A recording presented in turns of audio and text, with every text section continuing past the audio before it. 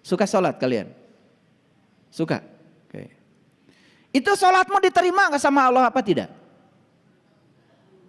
Jawab dong, diterima apa tidak? Belum tahu? Berarti kita masih dijajah oleh keraguan kita sendiri. Saya tanya, nanti kalian kalau mati selamat apa celaka? Gimana Allah? Itu sholatmu diterima apa tidak oleh Allah? Gimana Allah? Hajimu mabrur atau mabur? Gimana Allah? Semua gimana Allah? Harusnya pastikan oleh dirimu sendiri. Kalau saya pastikan sholat saya diterima oleh Allah. Pasti. Kenapa? Loh, saya bisa ukur kok. Sholat itu kata Allah, aqimis sholat inna sholat tanhanil fasya wal munkar. Sholat itu kau lakukan, kalau engkau melakukannya benar, kamu akan terbebas dari perbuatan keji dan munkar. Sholat bukan tujuan, sholat itu adalah alat untuk mencapai tujuan. Apa tujuan sholat? Terbebas dari keji dan munkar. Kalau kita sudah merdeka, kalau kita sudah damai, tidak nyalahkan orang, tidak usil pada orang, itu indikator sholat pun diterima. Ukur oleh kita, pastikan kita tahu bahwa sholat kita diterima. Ibnu Atha dalam kitab Al-Hikam mengatakan, untuk tahu sholatmu diterima oleh Allah, tidak perlu tanya Allah, tanya saja dirimu sendiri. Ini orang bijaksana sudah sampai ke sana. Jangan Allah menjadi sasaran terus, sasaran untuk menumpahkan kebodohan kita sendiri. Makanya banyak orang yang kalau ceramah dipungkas dengan wallahu alam bimuradi, wallahu alam bisawab. Kalau begitu nggak usah ceramah. Ya sama aja dengan, coba saya tanya nih, kalian ngerti nggak? Alif lam mim, apa artinya? Kalau lihat terjemahan yang ada, hanya Allah yang tahu, betul? Sekarang alif lam ro, apa? Terjemahannya sama, hanya Allah yang tahu. Kaf ha ya ain shad, terjemahannya sama, hanya Allah yang tahu. Coba baca itu. Ha mim, sama, hanya Allah yang tahu. Ain, sin, qaf, hanya Allah yang tahu.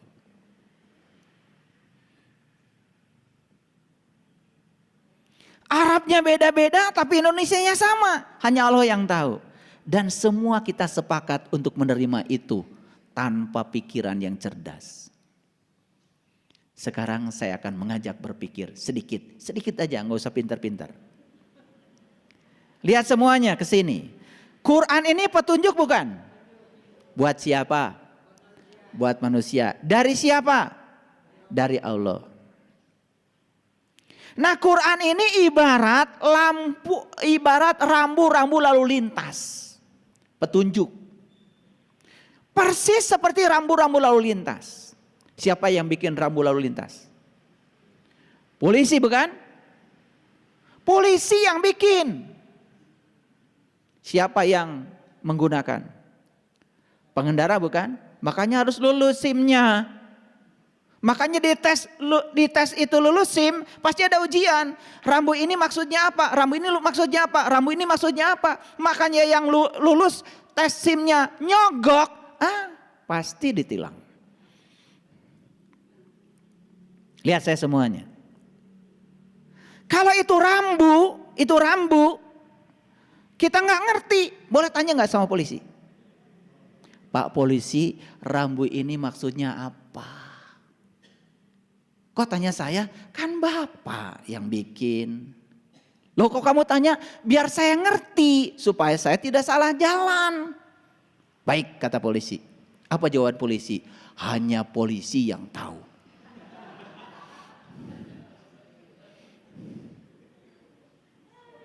Jadi ini polisi bikin rambu-rambu, hanya polisi yang tahu. Ngapain disebarkan ke masyarakat?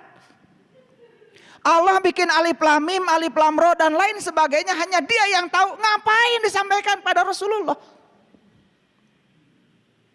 Ngerti maksud saya?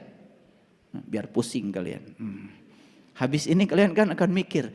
Jadi kalau gitu alif lam mim apa? Alif lam, cari aja sendiri, enak aja. Saya nyarinya juga berpuluh-puluh tahun. Saya udah kesana kemari itu. Saya nyari, katanya ada di sini yang ngerti, ada di sini ngerti. Udah saya temui semua, gak jelas. Saya tanya langsung aja sama yang bikinnya. Bisa. Loh, Allah bersamamu, lebih dekat padamu daripada urat nadi lehermu. Kemana aja selama ini? Gak usah tanya keluar. Makanya kalau ada masalah, jangan cari jalan keluar, cari jalan ke dalam. Keluar terus. Emang ini di luar banyak yang tahu? Belum tentu. Yang pura-pura tahu banyak. Saya sudah membuktikan. Puluhan tahun saya cari ilmu. Diusir terus. Dan orang yang tidak tahu kalau ditanya malah marah. Itu. Makanya kalau saya ngaji 120 pesantren, jangan terkecoh oleh saya. Bukan saya hebat. Ngaji 120 pesantren itu waktunya juga cuma 120 hari kok. Jadi sehari satu pesantren. Hebat apaan? Saya tanya ke pesantren ini, saya ingin belajar sholat khusyuk. Ada nggak di pesantren ini? Oh, belum waktunya. Kamu masih kecil. Oh, jadi sholat khusyuk harus nunggu ubanan gitu. Ya udah, saya pergi satu pesantren. Saya datang ke pesantren lain lagi, saya tanya, gimana caranya supaya nanti kalau saya mati, saya tidak buta. Karena yang saya tahu dari Quran surat Al-Waqiah, saat nyawamu di kerongkongan, saat itu kamu harus melihat. Pertanyaan saya, siapa yang harus saya lihat? Dengan mata mana saya harus melihat? Dan apa yang harus saya lihat? Dan apa jadinya kalau saya tidak bisa melihat?